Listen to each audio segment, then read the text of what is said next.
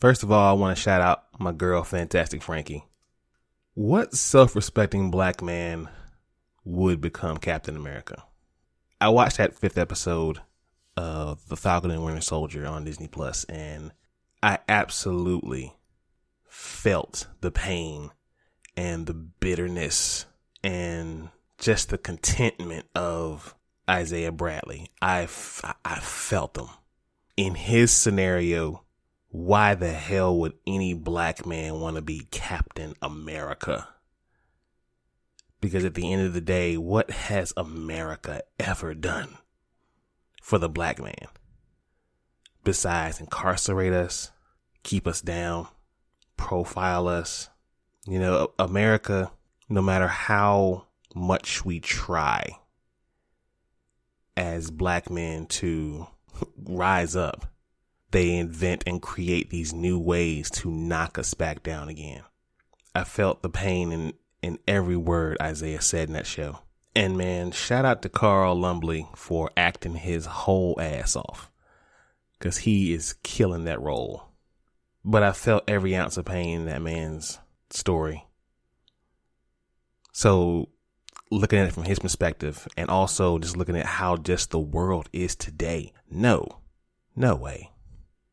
There's no way a black man, and for no reason a black man, should ever pick up that shield. However, Sam Cooke sang a change gonna come. And ironically, I believe that change is gonna come from another Sam Wilson. A black man should absolutely be Captain America. It's a true sign of progressiveness, a true sign that this is what America looks like today. Not the America of the Revolutionary War or the Civil War or Vietnam. This is America today. America needs to be seen as diverse, because we are. We are the biggest melting pot on this entire planet. Some of everybody who's from anywhere is here. It's not just white people anymore. Hell, it's not even Native Americans anymore, because this land belongs to them.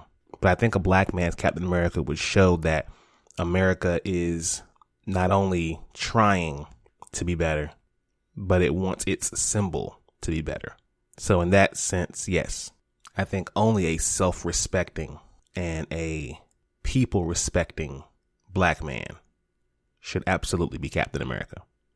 But that's just my thought. What do y'all think? Ladies and gentlemen, blurds and nerds, freaks and geeks, this is Do You Speak Geek, episode 74.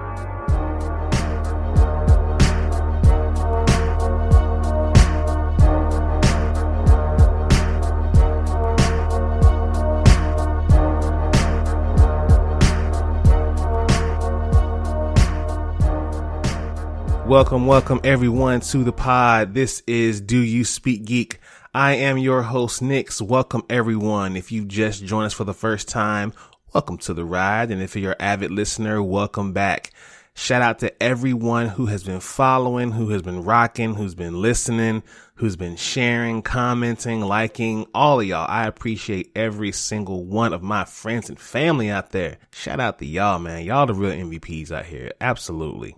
New subscribers and new followers, welcome aboard. Again, this is Do You Speak Geek, the place where you can get all of your latest and greatest news from the geek realm right here on the podcast.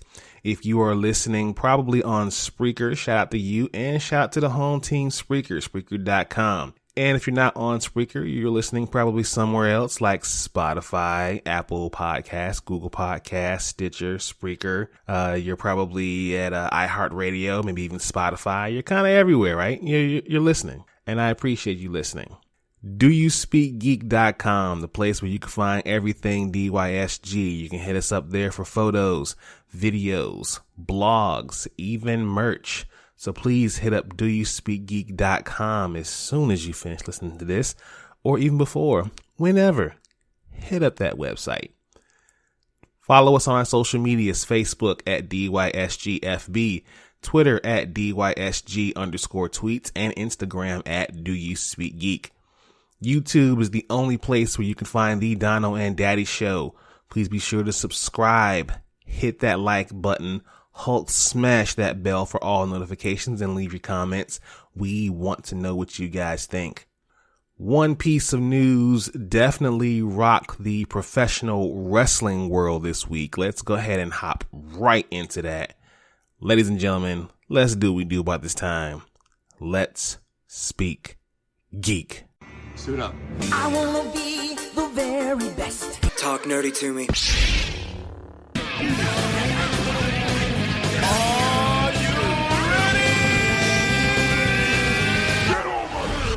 Oh man, it's crazy how 1 year can make a difference, but it's even crazier how sometimes 1 year doesn't make a difference. Exactly 1 year after WWE released more than 20 active wrestlers and employees due to cost cutting during the COVID-19 pandemic, the company announced a list of wrestlers that they would be cutting ties with on this past Tuesday. The biggest names include Samoa Joe, both members of the Iconics, Mickie James and Kalisto. Now, here's the official announcement from WWE.com.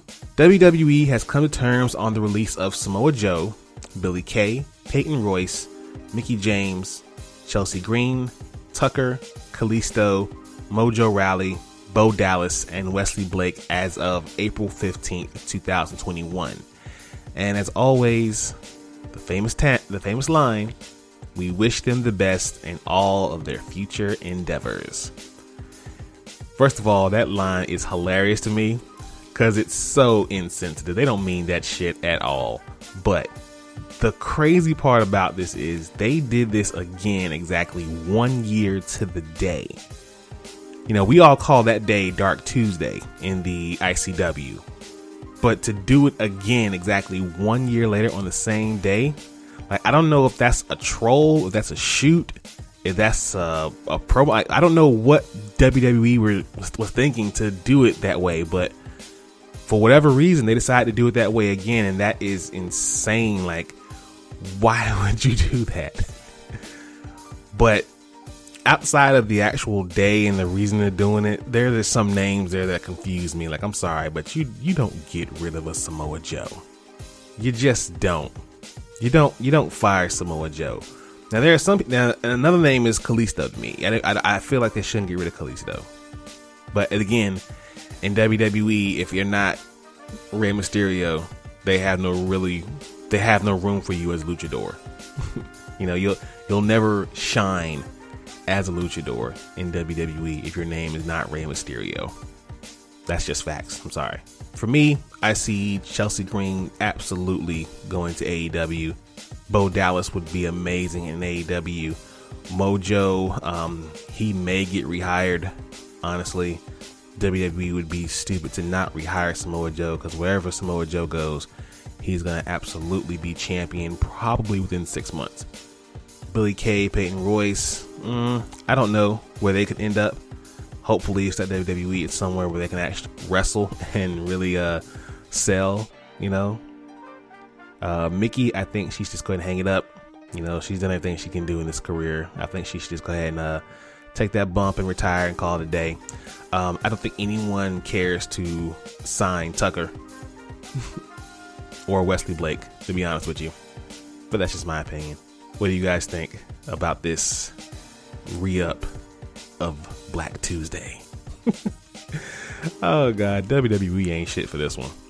Let's hop into my favorite portion of the show, Source Wall. Man, you come right out of a comic book. Behold the Source Wall. Can you read, my son? Well, that depends. There is nothing wrong with reading a story and looking at the pictures. Enough said. Staying the pull list this week, we have Guardians of the Galaxy 13. New age of space starts here. They were soldiers, misfits, mercenaries, thieves, and a family. They were heroes, but times have changed. The galaxy no longer needs heroes. It needs superheroes. Now, when the call goes forth, whether it's from a standard team of planetary explorers or Emperor Hulkling and his Kree-Skrull alliance, the Guardians of the Galaxy answer. The new age of space brings a new artist, New headquarters, new costumes, new teammates, and an all-new enemy you'll have to see to believe. Get on board, true believer. It's going to be the ride of your life. Awesome book. I can't wait to see what they're going to do with this one. The new teams, man, you gotta check it out. Batman the Detective, #1. An epic tale begins that will take Batman on a harrowing, action-packed European adventure in a new miniseries by superstar creators Tom Taylor and Andy Kubert. A horrific tragedy in the United Kingdom sends a very personal and deadly message to the Dark Knight, one that will draw Batman out of Gotham City to investigate. From the moment he lands in Europe, Batman will face a difficult investigation and unheard of adversities and find the assistance of a partner once more, all in the hunt for the villain known as Equilibrium. New villains, new allies, a thrilling overseas adventure begins for the Dark Knight, starting with an extra-sized 26-page debut story. I mean, at this point, can Tom Taylor do wrong? I mean, really, this book was dope, especially with the art from Andy Kubert, man. This is a great book. Please check this out when you get a chance. Spider-Man, Spider's Shadow. Quick question. What if Peter Parker became Venom? Peter Parker once put on an alien suit that nearly destroyed his life. But what if he'd never taken it off? Ignoring every warning, Spidey embraces the dark symbiote. Haunted by terrible nightmares and exhausted by an endless barrage of bad guys, Peter can't seem to catch a break these days. So when the Hobgoblin attacks, he finds a hero at the end of his rope and vulnerable to new dark impulses. Spider-Man is about to change his rules, but is it truly Peter who is in charge? Just for the question alone, the concept, I thought this was very interesting to see if, what if he had become Venom? That was pretty dope. Good job there, guys. I like this one. And finally, we have Mighty Morphin #6. Still reeling from the revelation of the new Green Ranger's true identity, the new Mighty Morphin team must join with former Ranger Grace Sterling to save Angel Grove from a new threat tied to Zordon's surprising past. But nothing could prepare the Rangers for the two people who stand in their way. Who are those two people? Gotta read to find out. Dope series, honestly. Mighty Morphin and Power Rangers have been dope series. I can't express that enough. Dope series. In Source Wall news, Marvel reveals new X-Men team in Reign of X preview. Now, Marvel fans have been anticipating the reveal of a new X-Men team, and thankfully now the wait is over. After a fan poll decided the last roster spot, Marvel has revealed the full lineup ahead of the Hellfire Gala, and it is packed with favorites and some unexpected members. The new team now consists of Cyclops, Marvel Girl, Professor X, Rogue, Wolverine, Sync, Sunfire, and Polaris, and they will be brought to life by writer Jerry Dugan, artist Pepe Larraz, and colorist Marte Garcia. The synopsis goes as follows. The current era of X-Men has evolved mutant storytelling like never before. No longer protecting a world that hates and fears them, the X-Men said goodbye to their dream of coexistence and founded a thriving mutant homeland. But in the aftermath of X of Swords, the original X-Men, Cyclops, and Marvel Girl realized that the world needed its premier team of mutant superheroes. Things might be complicated between the nation of Krakoa and the rest of the Marvel Universe, but to the X-Men, things are simple. You do what's right. You protect those who need protecting, and you save the world we all share. This new team are the chosen champions of mutant kind, and they're up for any battle to protect their people and their home planet. Everything aside, I'm glad Sync is in here, because Sync should definitely be front and center. I think Sync is definitely a character that we should all grow to appreciate, especially us blurs. I'm glad to see it. By the way, this Wolverine is the X-23 Wolverine. Yeah. But yeah, I'm with it. As long as Sync stays alive and keeps plucking and keeps tearing through like the OP that God he is, let's get it. Let's watch this. Watch this, y'all. Thunder. Thunder. Thunder. Lannister always pays his debts. Whoa, dude. I am the villain of the story. Alright people, your TV and movie news is as follows. The Batman TV spinoff will reportedly focus on James Gordon. The upcoming HBO Max series spinoff Gotham PD will reportedly focus on James Gordon, foregoing using the Gotham Central comic by Greg Rucka and Ed Brubaker as inspiration. Brubaker, who co-wrote the 2002 police procedural comic Gotham Central, recently appeared on Kevin Smith's Fat Man Beyond podcast and shared what he knew about the upcoming series. The Gotham PD series will serve as a prequel to the director Matt Reeves' 2022 The Batman film starring Robert Pattinson. It's set during the first year of the Dark Knight's career as a hero. So, the prequel series is pretty much the perspective of James Gordon and the Gotham PD during Batman Year 1. The movie we watch will be Batman Year 2. Okay, cool. As long as it's done better than Gotham, I'm with it, you know? Let's see it. Last piece of news, not a lot of watch this news, but last piece of news, Legends of Tomorrow star Dominic Purcell leaves the show as series regular. DC Legends of Tomorrow star has taken to Instagram to not only announce his departure from the show, but to also reveal his frustration with the studio behind it. Despite Legends of Tomorrow already receiving a green light for season 7, Purcell confirmed that no deal has been done to secure his return, and that no matter how much cash they throw on the corporate level, he's walking away from the show and has been on since the beginning. He left a very scathing Instagram post. I'll let you guys go follow him and check that out. I won't repeat that here. But yeah, he's outie. and even after this, I don't think they're going to have him back anyway. He went off, to say the least. Let's hop into Thumb Life. Peace, love, and video games! It's on like Donkey Kong.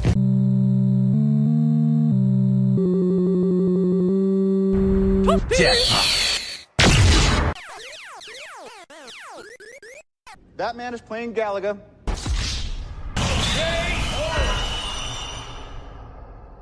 Alright gamers, one piece of news here on Gaming News for Thumb Life.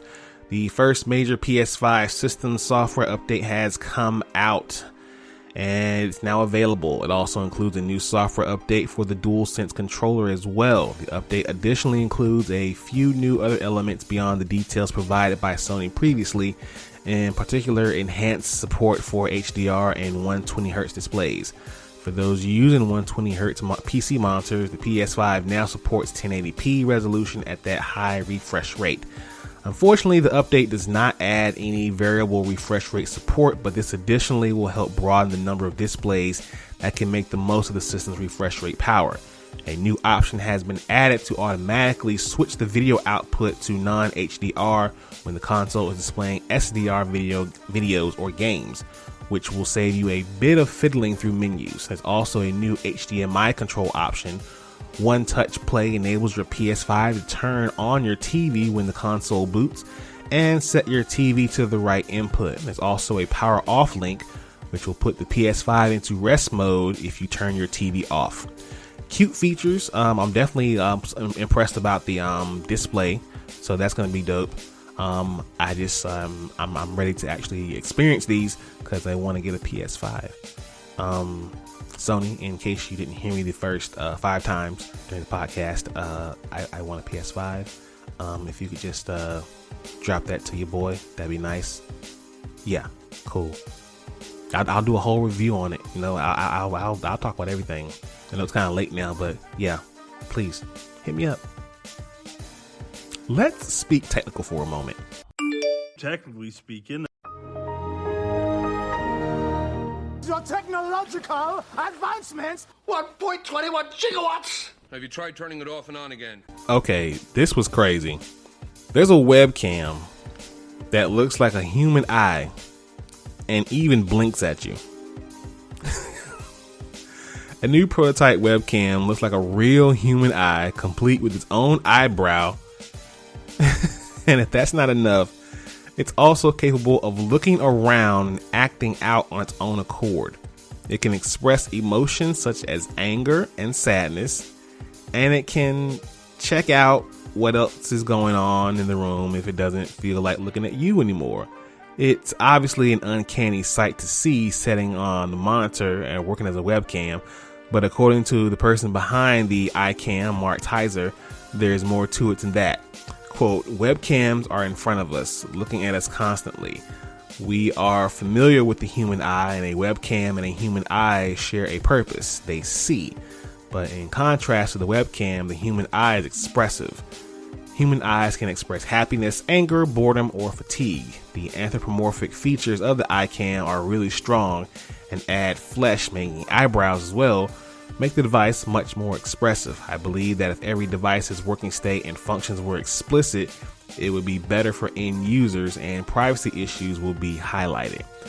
The site talks about the way modern sensing devices, which is what he calls the Eyecam, and other devices like Amazon, Alexa, and Google Home products have blended into our daily lives, be it surveillance cameras on the street or smart home products in our houses. Tizer says these devices blend in so well that we are unaware of their presence and stop questioning how they look, sense, and act. His goal with Eyecam is to provide a prototype design of a sensing device that explicitly looks around, sensing things, and acts on them. I don't understand why people want to make these things. Like, I really think that these inventors are pushing us toward the days of Skynet, where AI and machine take over. I don't understand. I don't get why people make these things. You won't catch me making those things. That's for damn sure. Or purchasing them. I'm not buying this, and I hope you don't. And if you listen, I hope you don't either. I'm not. Again, I don't want to trash anyone's product, but yo, this looks creepy and crazy. If y'all see it online, this looks crazy. Don't buy this camera. Don't get it. Oh man.